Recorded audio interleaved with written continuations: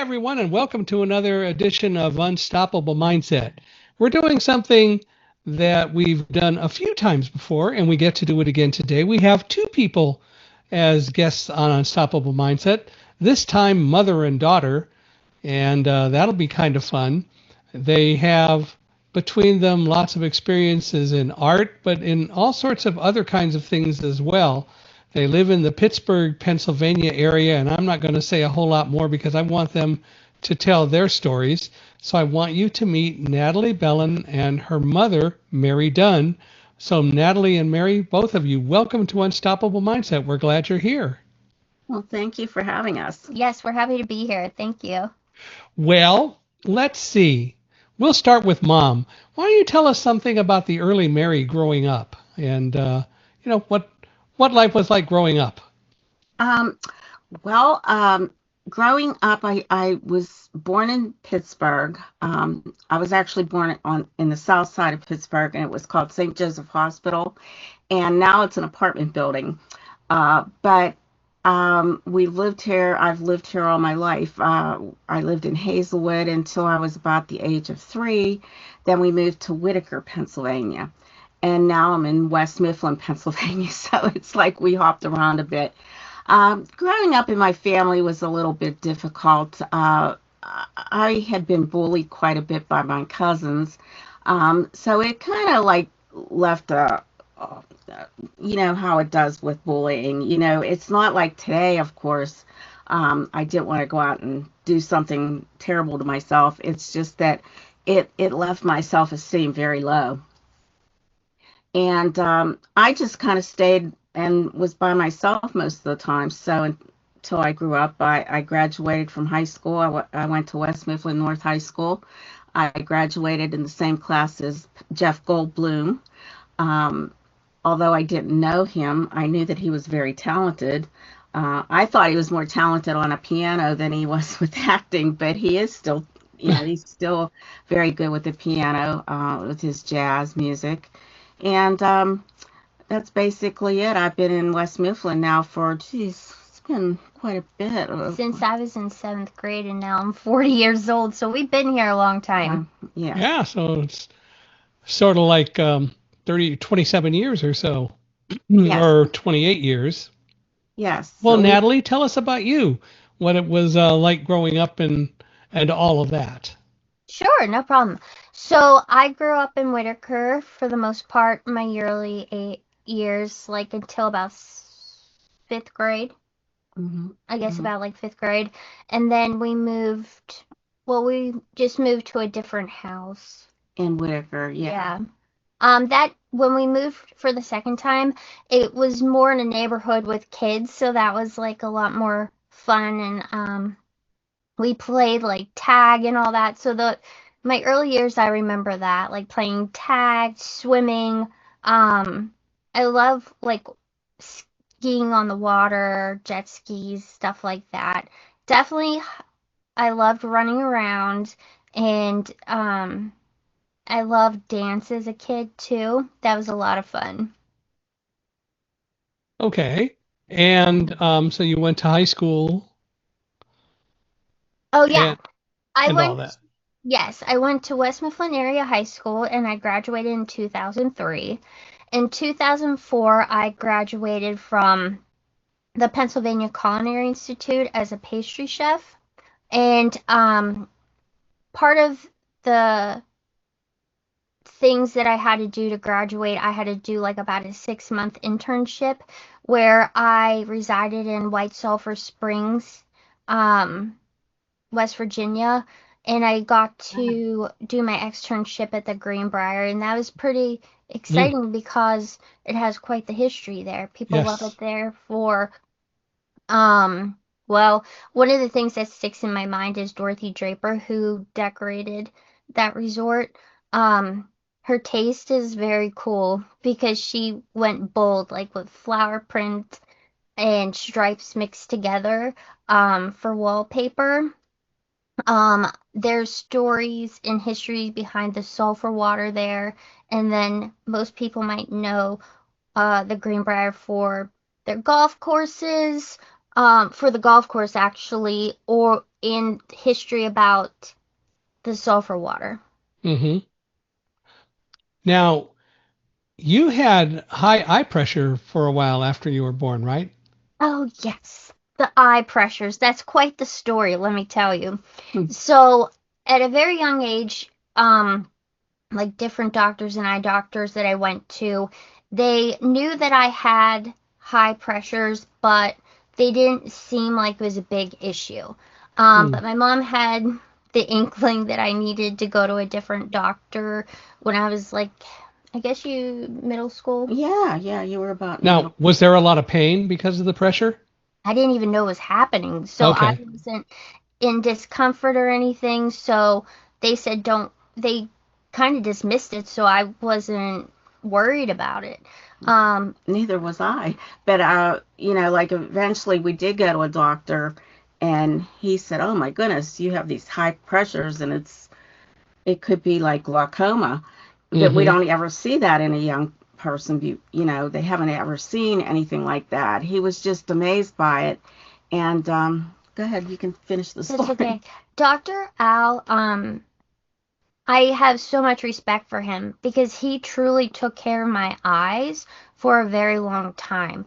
I started seeing him in middle school and I saw him up until like my late 30s, and I would see him quite frequently because he would always monitor those pressures because he knew the importance of that and how they could damage my eyes and I can lose my sight. So he always had me do like fields test, eye pressure checks because your pressures in your eyes can fluctuate throughout the day.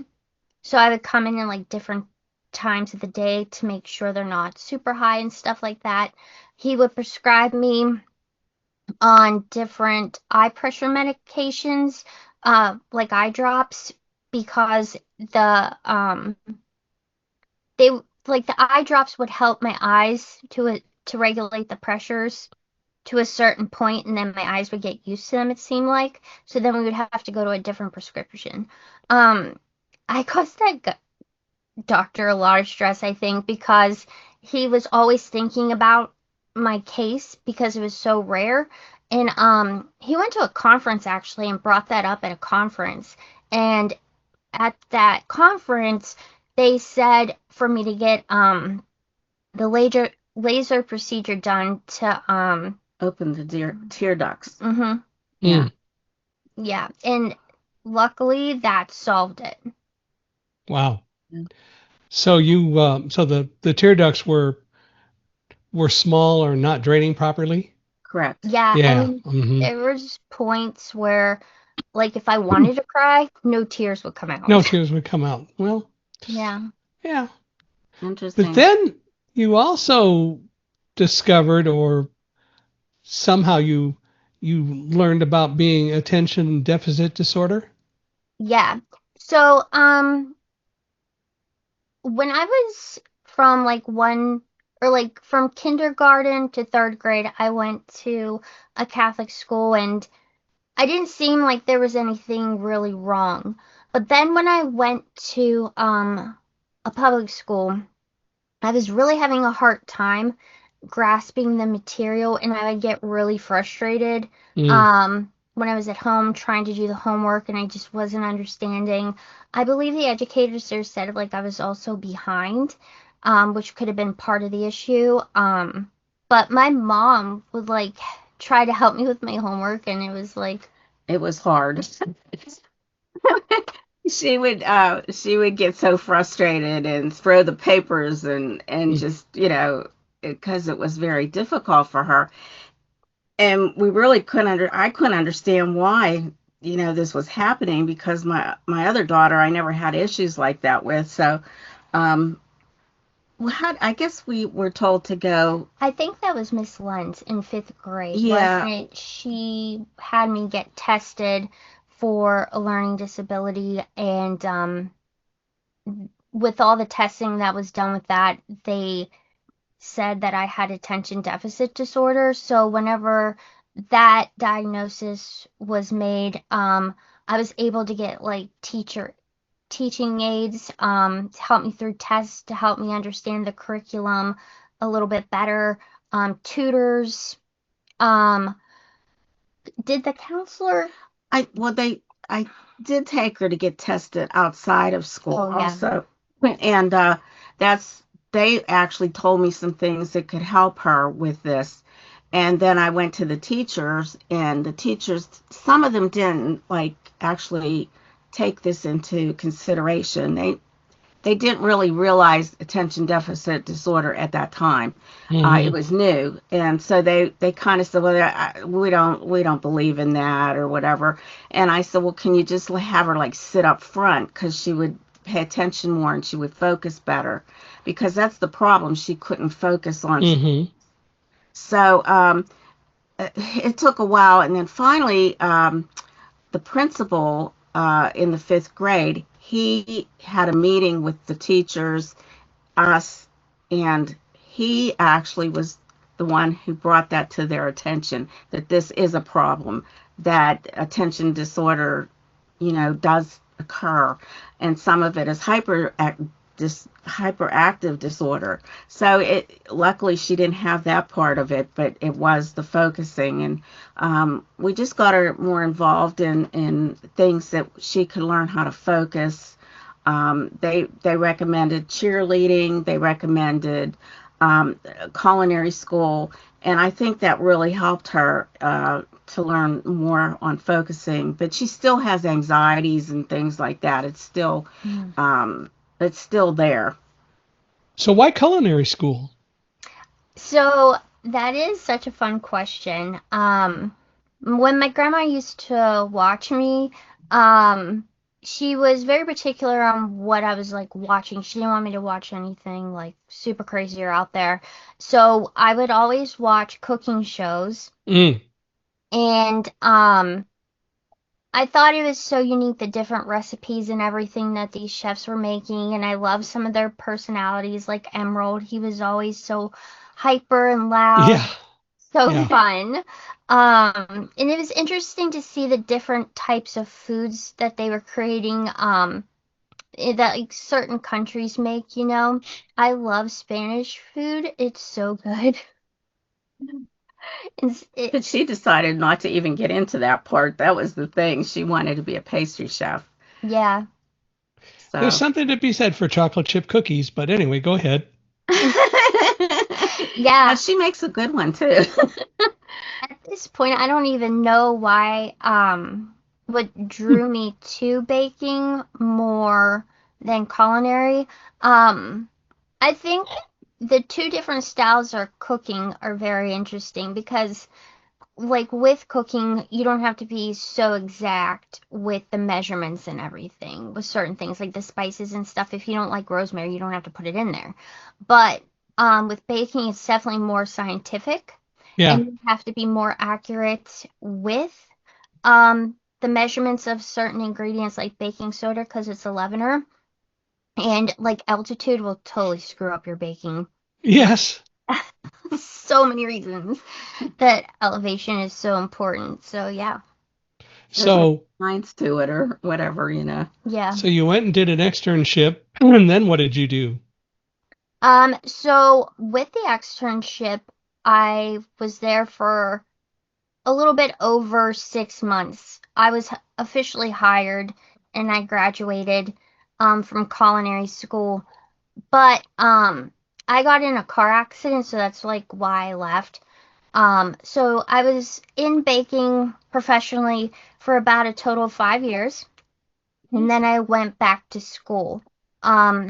It's sorry, that's Grumpy. Can you hear him barking? I'm sorry, I'll go. No, it's fine. Okay. So why did you leave culinary? I was just ready for a change because I started working professionally when I was like 19. So by my mid-20s, I was just ready to go back. I mean, that is a very demanding field. You're working several hours. You're working with all types of personalities, certain pressures, long days sometimes, and I was just ready to see what else was out there for me. So you went back to school to study. Yes. So when I graduated in 2023, with my undergraduate degree, it was in humanities and it focused on three areas of art: music, studio arts, and theater. The main focus was theater. Okay. Mhm. And so what did you do with that? So with that degree, I did several different things. I wrote a poetry book. Um, which I provided a link so people can access if they would like to purchase it. Um, I created a blog in 2020 called The Many Colors of Natalie, and I created that blog to help bring a different perspective to Pittsburgh other than just it being a city for sports, because there's a lot of talented artists out there. And plus, like during the pandemic, that caused a lot of strain on a lot of things. And I was really worried about certain venues that were iconic here closing and completely wiping out the whole art industry here, you know? So, with that too, um, I was doing music at the time as a percussionist, and that's when I got introduced to creative percussion products, and I was using that with the different performances that I was doing. And I ended up being one of their artists featured on their page Website. or website, yeah. Yeah. Yeah. Okay. Yeah. And I also volunteered at a local dance studio called Lisa DeGorio's Dance, and I got to work with the younger kids, and I did that for a couple years. So that was interesting to see what it was like to teach and put on performances. It's a lot of get to see the behind the scenes and time management and stuff like that. Um, also, I'm thinking here for a second. Sorry. Um, How about Oh, my mom and I created an Etsy shop. So we started a few years ago called Mother-Daughter Collaboration, a vending, that was like our vending show name. And we did that for, we've been doing that for a while. yeah. Yeah, we put different products up. I kind of tend to do my artwork, and she puts up some things also in art. We have we have interesting things like CD, telephone covers, cases, purses, and we're working on a new product now to put onto the Etsy shop. This year we didn't do many vending shows. I had surgery last year on my back, and I had a hard time recovering because it was pretty expensive. So we're hoping to get that going again this year, or towards the end of the year when the Christmas shows start happening. And Hmm. We did create an Etsy shop called Makers Collab Studio, and we were focusing more on that this year. So we do have like a variety of different products, which I also provided the link to the Etsy shop if anybody wants to check out our products and what we have. That'd be great if you checked out that. yeah, My late wife was a quilter and tried to run an Etsy shop, but people didn't want to pay any kind of real prices for handmade quilts because they just thought that quilts should be like $50 or $75, and right. that just wasn't realistic. But Well, that's the trouble what we're seeing also. yeah, I do like we do t-shirts and things like that too. But I don't think people realize what's behind the whole no, process, no, or they don't care to know. I mean, there's a lot involved as far as your equipment. When it was COVID, I'm retired, but I was working part time, and I was able to, get uh, what is it? Workers, whatever. compensation. Yeah, yes. And with that money, I actually bought like things to do t-shirts, like the heat press and different parts to like a Cricut that we can do things with. And Mm-hmm. um, so, like the things that, you still have to buy supplies. Even with my artwork, it's so expensive anymore. When I first started back in, when my kids grew up and they were on their own, where I really focused on it, and I can't believe the expense of it. It's just it's everything's expensive these days. So you have Yeah. to really watch what you're doing and how you approach it too. You can't spend a lot of money on things. We don't have like a whole backlog of products. I mean, we just do a few things and hope that the things that we make are sellers. Mm-hmm. Yeah. Well, and I hope it is more successful for you going forward. That's a useful thing. Yes, You've done a lot, Mary, with art over the years, but yes. you've also had other kinds of jobs where you've worked for some pretty large companies, and in reading your bio, you've faced some sexual harassment issues and things like that, haven't you? Yes, yes, that was difficult, boy. And I didn't realize it at the time. I went to college late in life because I was getting divorced and I needed a job that I could take care of my family, my girls. And so I decided to go to college, and my mom and dad watched my kids while I went to school, which was nice. Um, and the first job I had was with the gas company here. And I was called a technical fieldman. And what I would do is like I would draw pipeline installations. And the and sometimes I would fill in as a supervisor. Well, when I filled in as a supervisor, it was great. I mean, the guys were decent. We always came to a conclusion. I always trusted what they would say about pipeline because I knew nothing about pipeline. I mean, it was all new to me. But when I would go back to the office, it was just like crazy things that would happen. I mean, I won't go into detail. And I started writing these things down because I thought this just doesn't seem right that these people are saying these things to me or doing these things to me. I had a nice little book of all these incidents that happened, and I went to the HR department, and they wanted me to confront these people in my office to tell them how I felt. Well, that to me would have made everything worse because that's Hmm. just that, kind of work environment. So luckily I was promoted into a job that lasted 2 years, and then my job was eliminated. So that was my first thing with that was the only time I really had sexual harassment that was really bad. Um, I went on to another, which was the program for female. Well, I worked for a university for a while, and then I went into the program for female offenders, which was really interesting work. I enjoyed that. It was like people that were out on that were like drug addicts, and they were looking for a new way. They had been in jail and this incarcerated, and they came into this program.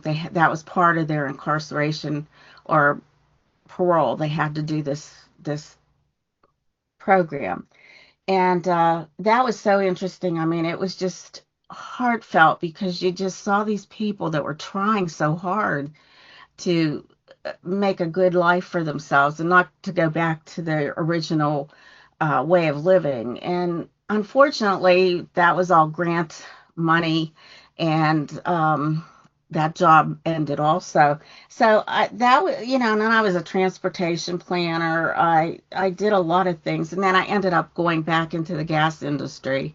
I worked for an engineer, and we were working in the production side of everything. So he had drilled a few wells, and we had leases, and I took care of those. And I liked that job for about 10 years. I stayed there, and then I retired. I was getting So tired of it at that point. It was, yeah, why was your first job at the original gas company eliminated, or when you were promoted and you said it was eliminated after yeah, two well, years? that's what I'd like to know why it was eliminated. I think sometimes that job was just to keep me quiet. Mm, For that's how I felt. I mean, I they they knew that I was upset and that I didn't like what was happening, and I think it was just to keep me quiet, and they realized that that job wasn't going to last. It was a marketing job. We were using different ways to use gas, alternative fuel vehicles, fuel cells, so it was an interesting job too, but it didn't really have the supervisor we had was not really a person that pushed the product, so that could have been the reason too that they eliminated a lot of that. mm. Uh, Well, yeah. so I wasn't the only one that went. I mean, there was another person in that at that time, and eventually that whole department was eliminated. Now that gas company, they sold all that off, and another gas company took it over, and uh, Equitable still is EQT here, and they work.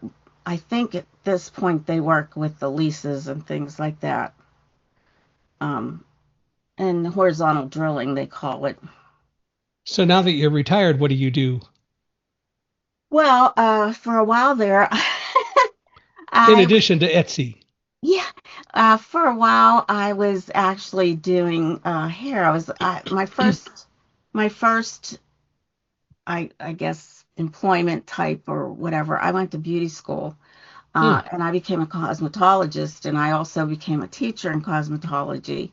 So when I first became all that, the money wasn't so great. I had worked what my first job. I was so excited I had this job because I thought I was going to be making millions. They really pump you up in beauty school that you're going to really succeed and you're going to make this money. Well, my first job, I worked over 40 hours at that job, and I only got $15 in my first pay. Ooh. It was like we had to stay there the whole time until everyone was finished working. So the girls that had their clientele that they worked the whole day and into the evening, like till 8 o'clock maybe, we had to stay till 8 o'clock, even though I didn't have anybody to do. I might have had one person that day. Yeah, so that wasn't too. Um, I just worked at that for a few years, and then I decided to leave and take care of my family. Yeah. Well, that I went back to it when I retired, and it had changed significantly because I Yeah. was making pretty good money. I was only working 3 days a week, and I did pretty well. But then my back, I had the issues with my back, and I couldn't go back to it, which really upset me. I really loved that job. Well, I always did things like things doing. happen. Yeah, it does, Hmm. and I'm happy now to stay at home. I figure now that I'm actually 73 years old now, so I think I should retire you know, and enjoy my Well, life a little. so Natalie, you graduated in 2023, and so then what did you start to do, and what are you doing now?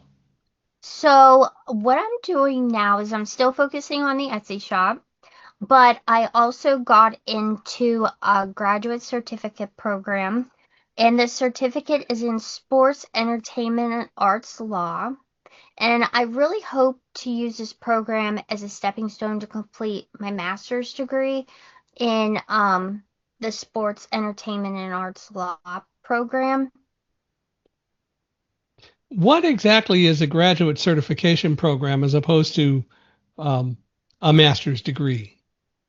So that's a great question. So the certificate program is like a newer program, and it's like the only one in the world, I'm pretty sure, that focuses on sports, entertainment, and arts. So it's like a newer, more modern type of learning program. And this certificate is a great stepping stone, and for me to check it out before I actually go into the master's program. This is like my second week and I love it so far. And all these classes that I'm doing, and if I keep my grades up and everything, will apply to the master's program if I get in. Okay. Well, So so go it's ahead. like less credits than like what you would need for a master's program. And it's less, I don't need a textbook. I have these things called nutshells where I'm pretty sure like I'll be studying different types of cases or something like that through that. So it's like online stuff. The Okay. Yeah. And how long do you think it will take you to complete that? So the certification program should be about a year, and it's all online. Okay. And how long have you been doing it so far? Just 2 weeks. Oh, so next August. Yeah. Yeah. Yeah. And the hope is that then you can use that to go forward and actually work toward getting a master's degree, which sounds pretty cool. Yeah, for sure. What do you want to do with it once you get a master's degree? Well, like all those points, like sports, entertainment, and arts, I think Pittsburgh is a great city to represent all of those. And I hope to help represent like clients maybe do like to protect their works and them as an artist. And I would like to hopefully get into paralegal work. That's what I'm focusing on right now. Hmm. So is school pretty much full time for you these days? No, it's still part-time, and that's what I like love about this program because like a week you'll be doing 10 hours outside Mm. of so I still work full-time as an administrator um in the SHRS program, and I am the administrator for rehabilitation science. So yeah, it's great to have like bosses and everything that support me in my educational journey, because that makes my life a lot easier too. Yeah. There's some great bosses. Mm, Well, it's good to have some people who tend to be a little bit more supportive. It helps the psyche when you get to do that. Yes. yeah, Yes. because the one thing that I noticed with this program, it is definitely more manageable because like the undergrad program, I did enjoy the process for most parts. Some of it was really challenging. But the undergraduate program, it was really hard for me to get late night classes. Most of those classes that I had to take were I had to be in person. Mm. So like late classes were pretty hard to get, but my bosses allowed me to take earlier classes so I could help um, finish the program faster, but I just had to make up that time. Mhm. Right. When did you discover that you had artistic talent?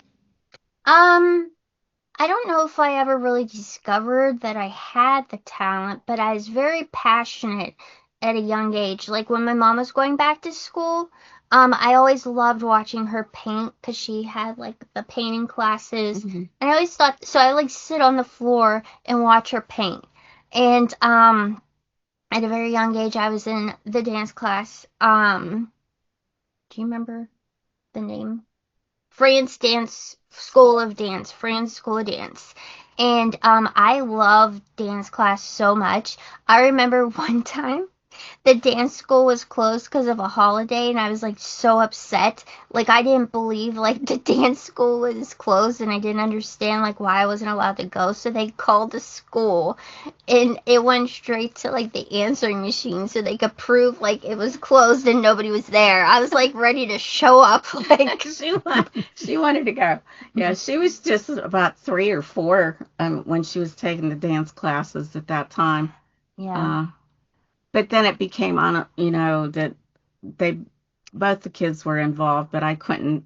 afford it anymore. So Dance is very expensive. yeah, well, like at that time too, I was going to school and I didn't have much of a salary and I was living with my parents. So I mean, and they were retired, so it was like very tight.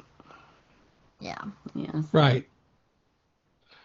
Well, um, it nice to have an enthusiastic student, you know? So true. Yes. Well, so you've created the Many Colors of Natalie blog. Tell me about that. So I reach out to different artists that are located in Pittsburgh or at one time working or living in Pittsburgh. So this is like musicians, photographers, actors. Um and I create questions for them to answer in their own words, like advice that they would give or s- funny stories that they had while working in the field. Um and that's the main point of the blog, because I want it to be a resource for people and for them to also see like why that genre is cool. And I think another reason that motivated me to create that blog is some people just don't see an importance to art, and I find that so offensive. Like, Yeah. Yeah. so I just wanted it to be as an educational type thing as well. How long has the blog been visible? So it's been visible for about 5, 6 years now. 5 years. Wow. Yeah. And I did over like 50 some posts. Do you do that with consistency, or so do you have one like every week or every 3 weeks or every month or something like that, or how does that work?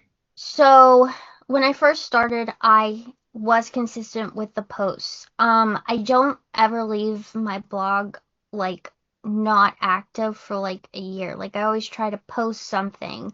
Um, but it's a little more challenging to do a post like every month whenever Hmm. I'm working, going to school, volunteering for different things, running the Etsy shopper, vending. So I had to cut it back a little bit because that is just me running it. Also created a mixed media piece. First of all, what is a mixed media piece? Do you want to explain the mixed media? Oh, well, a mixed media is like different mediums. It could be paint, it could be pictures, Mhm. uh, and it's posted on a board, a canvas, or whatever. It can be in a journal. You just use various types of mediums. It could be using lace, it could be using fabric, it could be using, like I said, pictures, paper, and they call it mixed media. So she decided she wanted to create a mixed media. I had a huge canvas that was given to me. It was like 36 by 36. Yeah, it was giant. It was huge, and I knew I couldn't do anything on that because I don't paint big. I like to paint on smaller canvas, like an 8.5 by 11 or a 8.5 by 14. Mhm. So she decided she wanted to use that canvas for something, but you go ahead and tell them what Yeah. this is. So, whenever Woodstock had their 50th anniversary, and I believe that was around 2019, I had the opportunity to go to Yasker's farm and camp where the original campers um, from the very first Woodstock would stay. And that campsite was like right next to this Yasker Farms. So I took some pictures of like me with the Yasker farmhouse, and um, so it was very inspirational to go to that because I was doing research on what Woodstock was, the original Woodstock, and what that was about. I talked to Uber drivers that were actually at the original Woodstock. Jimi Hendrix is one of my favorite musicians. And for him to not be there, I was like so sad. Very sad. So, with all the education and the experience, I needed to release that. And my mom let me have that canvas, and like I created a mixed media giant collage, and I got that into a Woodstock museum in Saugerties, New York. Wow. So it's actually there now. Yep. How long's it been there? I believe I got that in there. About 2 years. Yeah, about 2 years. Wow. Yeah. So it's kind of almost a permanent piece there. I hope so. I hope they keep it there for sure. What prompted them to be interested in having it there? So that piece was so giant, and I loved how it turned out, and I wanted that more than just in my house. My art pieces are very close to me because that's like my soul and my work, and I want it out there to somebody who cares about it. So I reached out to Shelley and Nathan because they, I believe, are the owners of the Woodstock Museum, and they were more than happy to have it. I had it shipped out there, and then whenever the season was to reopen the museum, I went out there and visited it, and it's a very cool place. I would recommend. Yeah, she was interviewed by them also, right? Oh yeah, we did go on a radio station, Cool. and that was also a cool experience because I was never on a radio show at that time. Cool. Well, that's pretty exciting. I have not been to the Woodstock Museum, so that might be something to explore at some point when I get back there next. That'd be great. Yeah. Yeah. All those things, like, like I grew up during that period. Of course, I didn't go to the original Woodstock. I mean, parents wouldn't let me do that. I was only 16 at the time. But I mean, like looking back at that and seeing how all those people were there and nothing terrible happened. I mean, hundreds of thousands of people, and nobody got hurt. Well, they might have passed out maybe from things, but nobody was like shot or killed and like today. I mean, you're so afraid to do anything today. You don't know what's going to happen. And it just was a different time. And the musicians that were there, I mean, that music is still good today.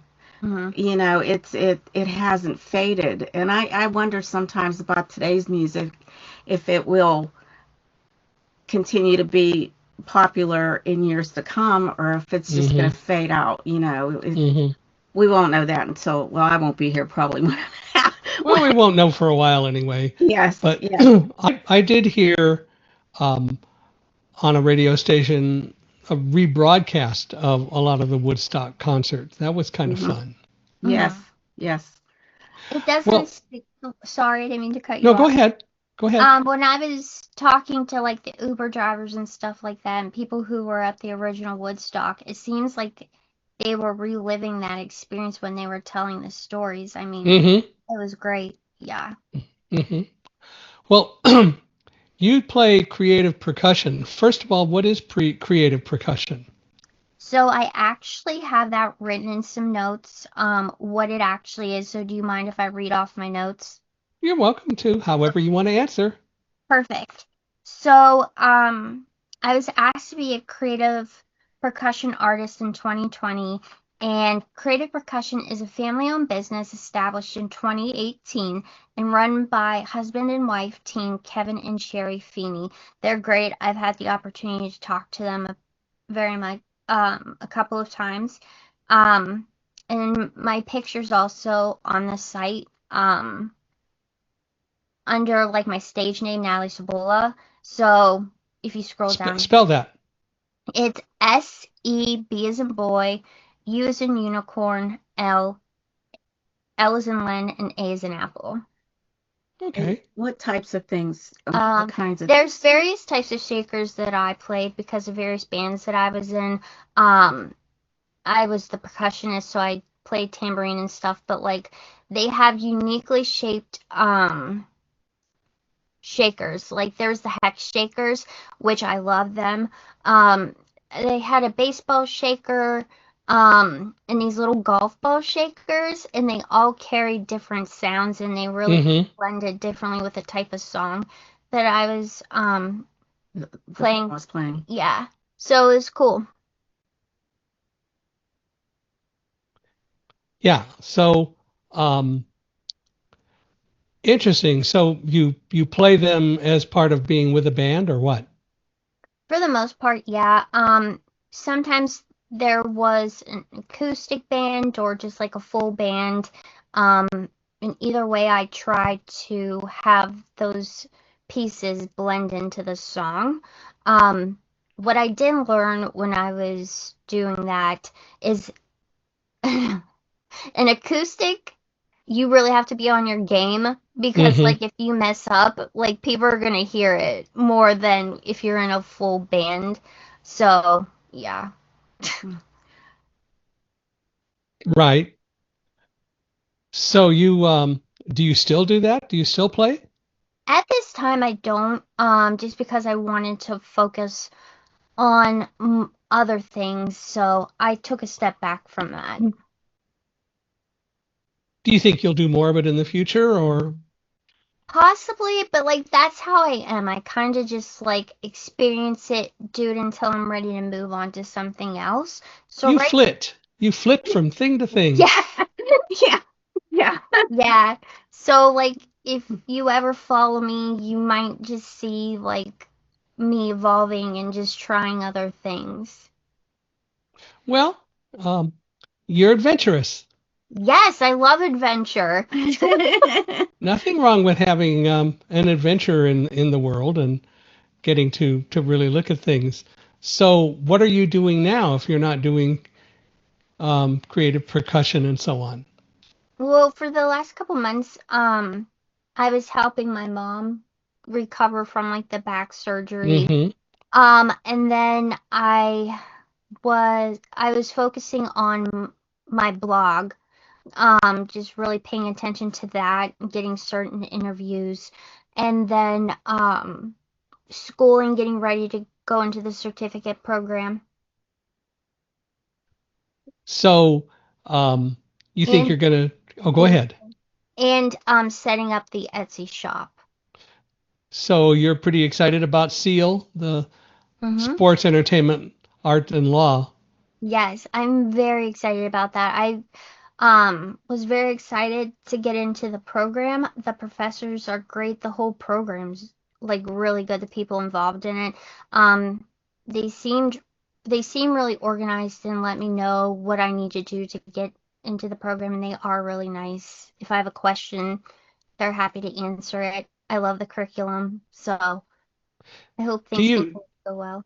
do you experience anything anymore dealing with like deficit? Oh, Does that 100%. it still Like creeps up, huh? Well, it's more anxiety than anything, but like this program, I think is to help calm my anxiety with just different things that are set up and like how responsive the professors are and how nice they are. But my goodness, when I was in my undergraduate program, like I was really pushing myself and I would like, like when 2020 came around in the pandemic, I needed to talk to my doctor and get on meds. Like I could no longer not do that without meds. Yeah, she was struggling. It was tough. Yeah. Yeah. I mean, when I went for my bachelor's, I I wasn't working. She was working. When I went for my master's, I was working. But and I know how hard that is, trying to balance things, especially I was working at Equitable at the time and uh the things that I was going through and being, filling in for supervisors, whereas I was on call like 24 hours a day. And, like that was, I can see how difficult it is to do both. It's just, I know what she was going through there and I, how she Hmm. goes through it. But she did well. She graduated Sigma cum laude. yeah, I did get Yeah. some honorary like accolades for like whenever I graduated, so that was pretty exciting because the hard work did pay off. What do you think about studying and attending classes virtually as opposed to physically being in the room, hybrid learning? Some people may have an issue with that, but I personally, because I was working full time and it was hard for me to get later classes, I preferred the online learning. But I understand like some of the classes really did need me to be there, like the theater classes, and I was okay with that. I don't mind either or, but it just seems like online learning is more manageable for me. It takes more discipline to stick with it and focus on it as opposed to being in the classroom. Mhm. Yeah, I agree, but I think like, Which is not a negative thing, by the way. oh yeah, no, I totally understand. But I think, I forget what I was going with that. Sorry. Well, we were talking about the fact that more discipline dealing Yeah. with. Oh yeah. Okay. Oh, that's right. Thank you. It's just, I think if you truly want it, you're gonna put forth the effort in anything. You know, it may not always be enjoyable, but like if you want it, you'll put through it. You'll push through it. Like with high school, my mom knows, just like from elementary to high school, like that curriculum, I was just not feeling it, but I knew I had to stick it out. I wanted to be a high school dropout. I voiced that many of times, but like I knew if I wanted to get to culinary school, I had to really focus on my academics through then and just try to push through and just do it. Do what I had to Cool. do to graduate. Yeah. It's such a different environment too, high school, I believe. Like I found that I really enjoyed college. I enjoyed my subjects. They went fast. The classes went fast. It was fast paced, but I learned more. Hmm. I think that slowness of the way that they do things in the high school, it takes them like 3 weeks to get through one chapter, and so it just made it a big difference. And I wished I could continue to go to school. I think I was a really good student. I I think one of the things about college is, and I've talked to several people who agree, is you certainly learn from the courses that you take, but college offers so much more Mhm. um, with the extracurricular activities, with the interaction with people, with the greater responsibility. College offers so many more life lessons if you take advantage of it that really makes it cool. And I always enjoyed college. I liked it a lot. Mhm. yeah. Yeah, I did too. I think with some of my challenges and frustrations, not only with my learning disability, but like the fact that the curriculum that I would have been interested in was just not offered. Like there were Hmm. certain languages that were offered and they didn't have Italian, and I would have loved to have learned that because I'm part Italian and I just always take an interest in the Italian culture. So, in like the reading things, like I've noticed like when I was younger, I didn't really care for reading that much, but what helped me get into reading is like murder mysteries because they always kept me engaged and focused and curious. And most of the murder mysteries that I've read, they're real page turners because you want to Hmm. know who did the mystery. Yeah, who did it? Yeah. Who are some of your favorite authors? So poetry wise, I love Shel Silverstein because I was introduced to him in an early age. Yeah, Yes. I loved him. I still do. I read them from time to time. Where the But sidewalk ends. Yes. yes, you know Hmm. about him. How about And murder mysteries? for murder mysteries, I can't, I don't have like a favorite author like on top of my head right now. Um, just because like I just like if I so you know how I pick my murder mysteries by how the cover is designed.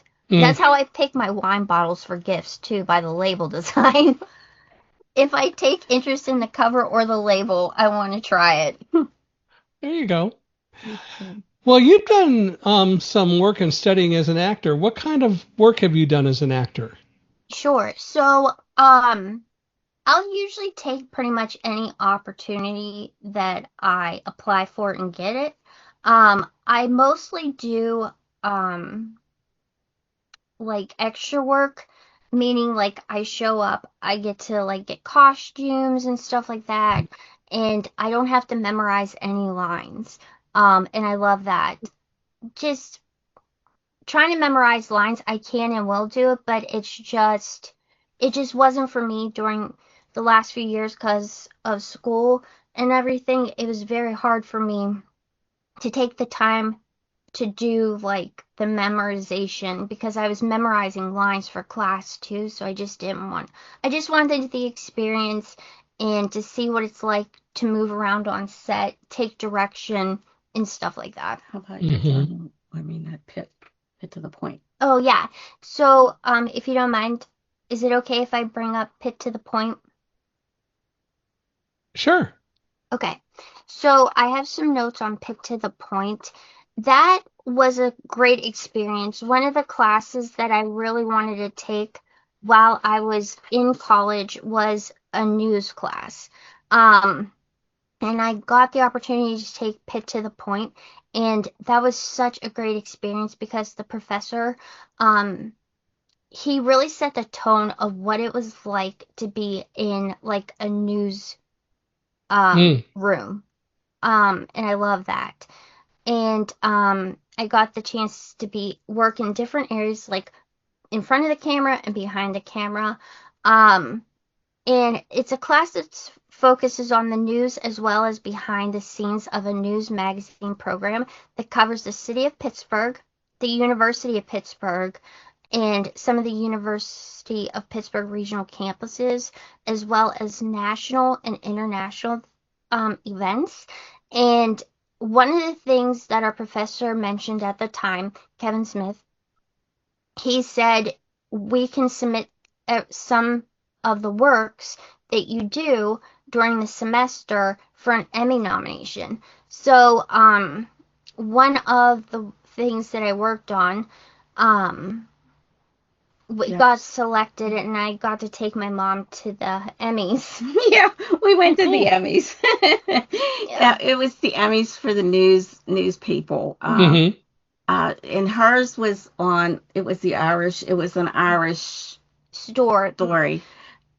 No, it was like an actual Irish store. Like their products came from Ireland. Like the owners go to Ireland, look at these different things, and then they get them back. And that was such a cool experience, like doing that story, because I worked with Allie, and she was the one in front of the camera. She is such like a strong person to be in front of the camera. She's so talented at such a young age. And you were the editor producer. Mm-hmm. She was the producer, and unfortunately she didn't win the Emmy, but it was a good experience. I mean, sure, nominated, and where that was out in Lancaster, Pennsylvania. Yeah, I've been there.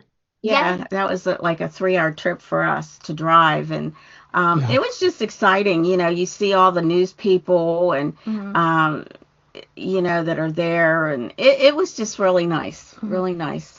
Kelly Fry's one of my favorite news anchors of all time. Yeah, she's no longer a news anchor, unfortunately.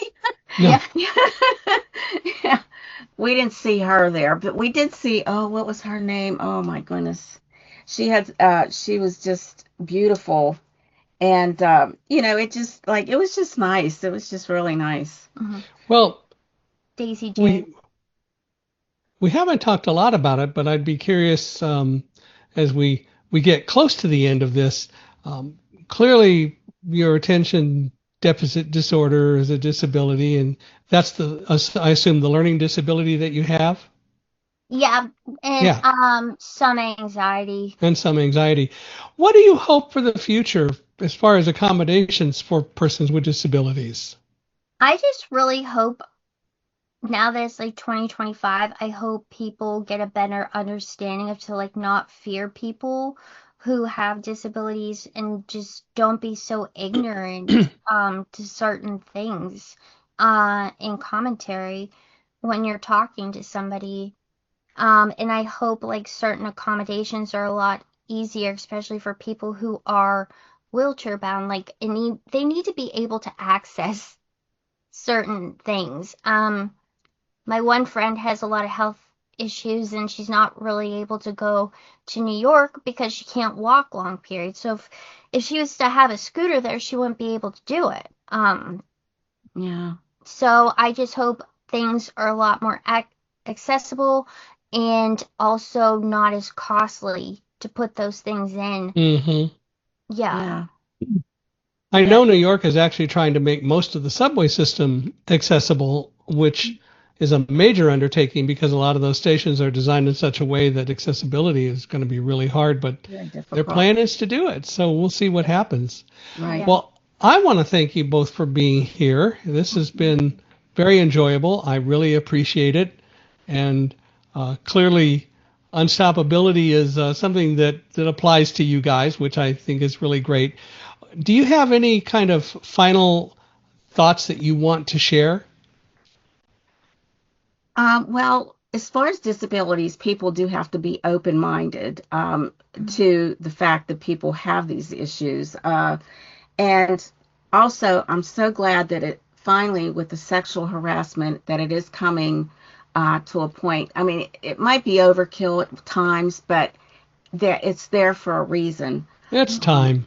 Yes, it is. It has an effect on a person. It might not have an effect at the time, but years later, it does have an effect. And I tend to be a little bit cautious with things. And if somebody says something the wrong way, I don't like it. And I might not be a pleasant person.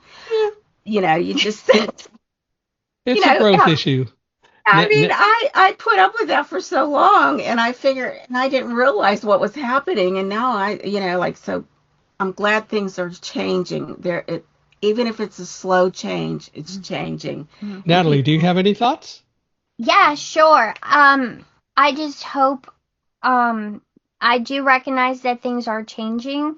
I just hope people truly get the accommodations that they need, to make life easier for them, because I want somebody who doesn't have disabilities to put themselves in a person that needs accommodations, because that stuff needs to be there.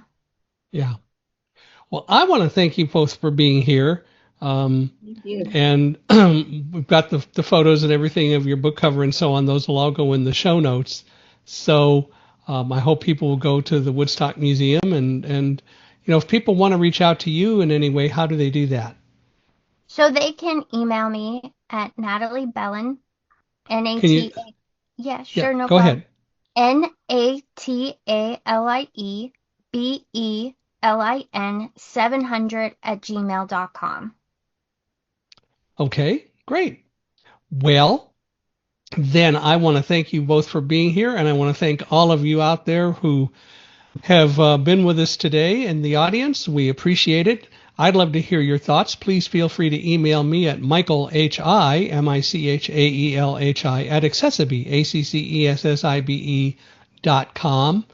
Would love it if you'd give us a 5-star rating for the podcast episode today. We value that very highly. If any of you know anyone who ought to be a guest, Natalie and Mary, you as well, if you know anybody else who you think ought to be a guest and who has stories to tell, we'd love to hear from them. Please introduce us. We would appreciate it a great deal. But again, I just want to thank you both for being here. This has been great. Thank you for having us, Michael. Thank you. Yes. Thank you.